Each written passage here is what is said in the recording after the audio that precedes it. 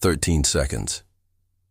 That's all the time Dubai security guard Ahmed Rashid has before his entire world shatters.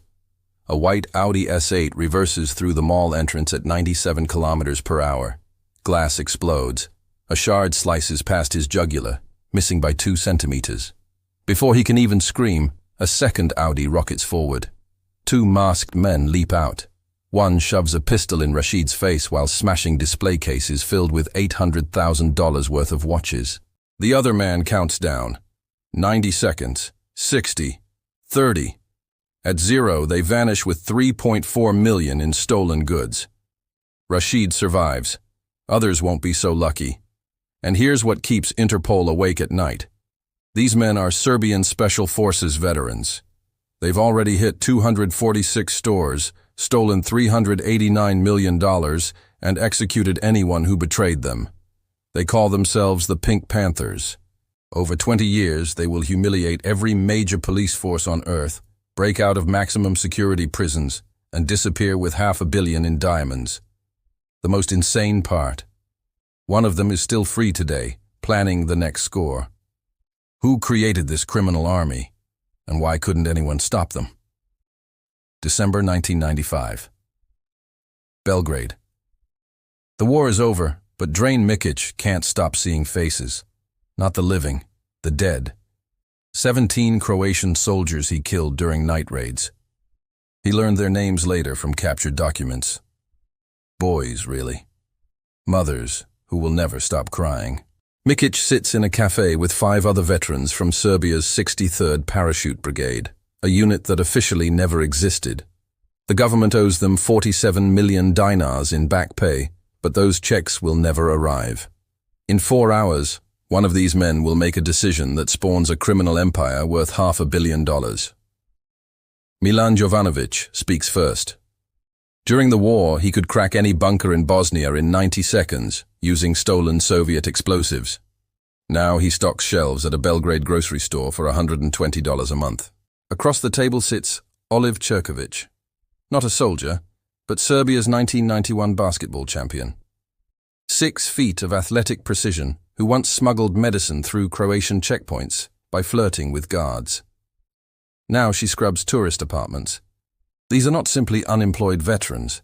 They are experts in infiltration, explosives, surveillance, and extreme violence. They know 14 ways to kill a man without making a sound. And they are about to discover something far more profitable: robbing jewelry stores. But first, someone at that table has to say the words that will turn them from soldiers into criminals. Mikic pulls out a napkin and draws a map. Belgrade to Vienna, 566 kilometers, 6 border crossings, 4 police jurisdictions. He knows because he smuggled weapons along this route 43 times during the war. Vienna's Kolmark district has 17 jewelry stores within 200 meters, 400 million in inventory. Police response time? 4 minutes. Then he writes the number that changes everything. The average Serbian soldier earned $4,000 for 4 years of combat. The average jewelry store safe holds 400,000. 1 robbery equals 100 lifetimes of military service. The mathematics of crime versus war becomes undeniable. Their first test comes on February 3, 1999. Jovanovic drills through the back wall of a Belgrade jewelry shop at 3 in the morning, emptying the safe of $47,000 in gold chains. March 2000, Mikic recruits 2 Montenegrin ex-commandos to hit a diamond dealer in Podgorica. Using leftover tear gas grenades, they net $120,000. By December 2001, they've pulled in 37 veterans across Serbia, Montenegro, and Bosnia. Every recruit faces the same challenge: steal $10,000 without weapons, without detection, without leaving a trace. Those who succeed join. Then they establish 3 rules that will govern their growing empire. 1. Never cooperate with police even under torture. 2. Never abandon a wounded partner. 3. Never steal in the Balkans. That's home. They call this code Zavet, the oath. Breaking it means death. But not a quick one. First, they destroy your reputation, then your family's safety. Then, when you beg for it, your life. May 15th, 2003. London's Graf Diamonds. This is the moment they evolved from skilled thieves into something legendary. But 20 minutes before the robbery, everything nearly collapses. The disguise artist they hired, Bogdan Maric from Belgrade's National Theatre, discovers one of the robbers is his cousin. He threatens to call the police. They offer him $100,000. He refuses, so they put a gun to his head. He laughs. "I survived the siege. You think I fear death?" Finally, they threaten something worse than death. They'll release photos of his affair with a male actor, destroying his marriage and reputation in conservative Serbia. He applies the disguises, latex nose extensions, silicone cheek implants so precise they would fool facial recognition software that won't exist for another decade. The second robber's appearance is simply his real face, because he's never been arrested, photographed, or fingerprinted by any police force on the planet. They produce Zastava pistols and speak in calm, accented English. Nobody moves, nobody gets hurt. In 4 minutes and 17 seconds, they select 47 specific pieces worth £23 million. Not at random. A shopping list memorized in advance. The blue diamond ring alone is worth $500,000. The pink diamond necklace, $3.5 million. They know exactly which displays hold the highest value because an inside source, a Serbian cleaning woman, mapped the store's inventory over 6 weeks. 4 weeks later, French police arrest Jovanovic. They find a £500,000 blue diamond hidden in a jar of face cream, a detail lifted straight from the Pink Panther films. The media takes the name and runs with it. But names are dangerous. They inspire copycats. Within 6 months, 43 robberies across Europe claim Pink Panther inspiration. The real Panthers, meanwhile, are already planning something that makes London look like a rehearsal. Because if stealing 23 million made them famous, what happens when they steal 40 million? And perhaps more unsettling, what happens when an army of trained killers fully internalizes that stealing is far more profitable than war? March 18th, 2004. Tokyo's Ginza district. 4 Serbian men in $3,000 Armani suits enter the La Supra Diamant boutique at 2:15 p.m. Customer Yuki Tanaka notices one crucial detail: their shoes. Under those expensive suits, they wear military-grade tactical boots. 30 seconds later, she understands why. The lead man pulls out a CS gas grenade, Serbian military surplus, capable of incapacitating 30 people in an enclosed space. The gas fills the boutique in 4.2 seconds. Staff collapse, retching. Through the toxic fog, the Panthers work calmly, gas masks hidden beneath their jackets. They ignore millions in Rolex watches, millions in gold, millions in easily accessible diamonds. They want exactly one item. The Kazuki tiara, commissioned by Emperor Hirohito in 1934, containing a 47-carat pink diamond that survived the Nagasaki atomic bomb. Worth $35 million. They know it's in the back vault, and they know the vault code. They know because they paid a Yakuza-connected employee $50,000 for that information. August 9th, 2005, Saint-Tropez. Temperature 34 degrees Celsius. The streets are so packed that ambulances can't squeeze through. The Panthers have calculated everything. Foot traffic peaks at 400 people per minute at 2:23 p.m. Police response stretches to 14 minutes. They've tested this 12 times with stopwatches and video recordings. But there's one variable they didn't account for. 8-year-old Sophie Dubois is standing directly behind the window they're about to ram with a stolen Peugeot. 1 second, she's asking her mother for ice cream. The next, she's hurled backward by the impact. Her skull fractures against a marble column. Blood pools around her pink sandals. She will survive barely after 11 hours of surgery and 4 months in a coma. While that horror unfolds, the Panthers execute a 90-second looting drill, grabbing 120 watches worth €2.8 million. Then comes the genius exit. They don't flee toward the clogged roads. They sprint 200 meters to the marina, where a Zodiac Milpro speedboat capable of 70 knots waits. By the time gendarmes arrive, the Panthers are already in international waters. December 15th, 2005. Geneva. Temperature -5, no visibility. The Panthers chose this day precisely because Swiss police patrol patterns shift during low visibility. Foot patrols drop 60%. Response times increase by 4 minutes. 4 Panthers on Ducati motorcycles, each worth €30,000, strike Antarum's vintage watch collection. They grab 15 Patek Philippe watches from the 1920s, worth $1.8 million. Their escape route cuts through the Parc des Bastions, where motorcycles can thread the paths, but police BMWs cannot. From robbery to crossing international borders, just 11 minutes. By 2008, the Panthers have completed 237 confirmed robberies and stolen $389 million.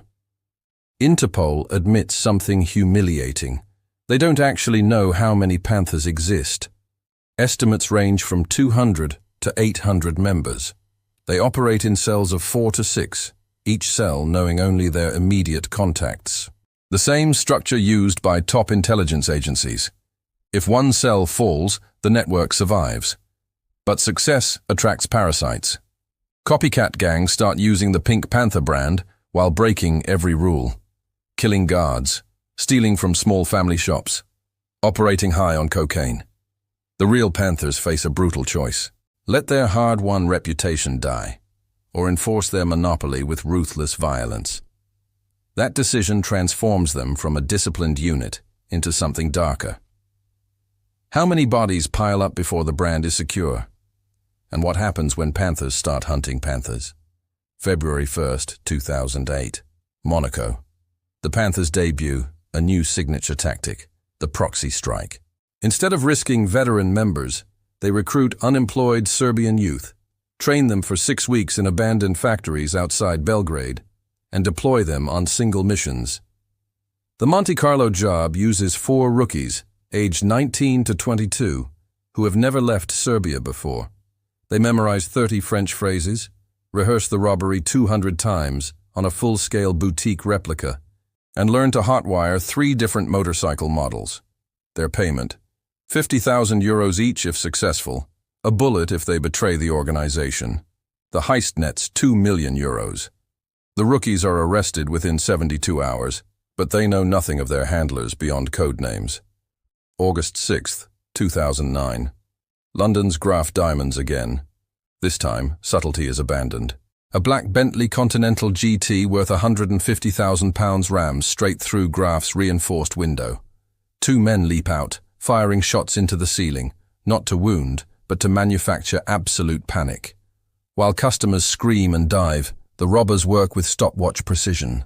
43 items worth £40 million in 150 seconds. Among the pieces taken, the Wittelsbach Graf diamond, a 31-carat blue diamond with 350 years of history, worth $16.4 million alone. The getaway reveals terrifying sophistication. 3 identical Bentleys have been positioned around London. As the first tears away, the other 2 create false trails to confuse police helicopters. The real robbers change vehicles 3 times in 6 minutes, each swap in CCTV blind spots mapped months in advance. But success breeds sloppiness. Younger Panthers, drunk on easy money and a thirst for notoriety, start making embarrassing mistakes. In March 2010, a Panther in Cannes forgets his loaded pistol on a jewelry counter. In June, Milan robbers leave behind a gym bag containing their real passports. September 2011, a thief yanks off his mask too early, gifting Swiss cameras a perfect facial shot. A generational divide splinters the organization. Veterans like Mikic enforce the old rules with violence. 2 young Panthers who cooperated with police are later found shot dead in Montenegro. But discipline keeps crumbling. By 2012, the Panthers are less a unified army and more a loose confederation of criminal cells, each claiming the brand while ignoring the code. It's only a matter of time before one of them makes a mistake big enough to topple the entire network. May 7, 2012. Athens. 2 Panthers in laughably bad synthetic wigs case a Cartier boutique at 3 in the afternoon. Passing officer Demetrius Yiannopoulos recognizes their surveillance pattern from an Interpol bulletin. 2-man team, one checking exits while the other counts cameras. When he approaches, they bolt. The chase rips through 800 meters of the Plaka district's ancient alleys. Cornered in a dead end, one panther, later identified as Alexander Stokovich, shoots Yiannopoulos in the shoulder. The bullet misses his heart by 4 centimeters. This crosses a line the old panthers never touched: attempted murder of a police officer. Among those arrested is Olivera Cherkovic, the basketball star turned crime coordinator. Greek authorities lock her in Korydallos prison, a maximum security fortress. What happens next will embarrass Greece for years. July 12, 2012. 1:47 a.m. A man claiming to deliver art supplies enters Korydallos prison through a guard entrance. He's bribed a guard's cousin with 50,000 euros. Using chloroform stolen from a veterinary clinic, he incapacitates 2 officers. Cherkovic walks out the front door in a guard's uniform, climbs onto a motorcycle, and dissolves into Athens' maze of streets. The Greek police chief resigns in shame. Cherkovic stays free for 883 days, traveling on 7 different fake passports, conducting robberies in Spain, France, and Switzerland. When finally caught in 2015, she has 300,000 euros worth of diamonds sewn into her jacket lining. Switzerland's supposedly impregnable prison system becomes the Panthers' next humiliation. May 2013, Orby Prison. An armored truck stolen from a cash transport company smashes through the main gate at 85 kilometers an hour. 6 men armed with Kalashnikovs spray 200 rounds at guard towers, forcing officers to take cover. In the chaos, 2 Panthers scale the fence with aluminum ladders and escape in 4 minutes. Bullets recovered from the scene match weapons used in 12 previous Panthers robberies. The message is unmistakable. Prison walls mean nothing to men who've breached military perimeters. The escapes inspire a Netflix documentary and several Hollywood scripts. They also trigger Interpol's Operation Pink, the largest jewelry theft task force ever assembled. 200 detectives, 123 countries, a €10 million budget. By December 2015, the operation has identified 858 suspected Panthers, arrested 372, and recovered €75 million in stolen gems. The network fractures. Some Panthers flip, handing over evidence for reduced sentences. Others simply vanish. Drayan Mikic reportedly settles in Morocco under diplomatic protection, having funneled stolen millions into legitimate businesses. The final accounting is sobering. 547 million stolen, 472 million euros still missing. The diamonds have been recut, renamed, and swallowed whole by the legitimate market. December 18, 2018. The last confirmed Pink Panther heist unfolds in Dubai, the very city where their legend peaked. 3 men hit a Rolex boutique using the classic smash-and-grab playbook. The take is $1.4 million. But something is profoundly different. The execution is sloppy. One robber drops his phone, another leaves fingerprints on the door. Within 6 hours, Dubai police arrest all 3. They're Serbian nationals, aged 21 to 24, proudly claiming Pink Panther membership, but the surviving original Panthers publicly disown them. The era of military precision is over. What remains is a ghost story, a $500 million reminder that when a state abandons its most skilled warriors, those warriors will find their own employment. And some of them are still out there, waiting for the perfect moment to remind the world that the Pink Panther never really fades.